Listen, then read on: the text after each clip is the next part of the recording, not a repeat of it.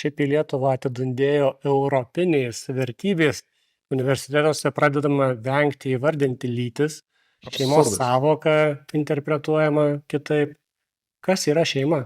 Absurdas, tai ką sakot, ir tai yra taip vadinamasis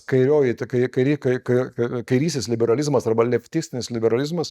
Nemaža dalis šitų tendencijų ateina iš kairiųjų stovyklų Amerikoje, taip pat Europoje. Europa dažnai buvo tokia į kairę pusę orientuota.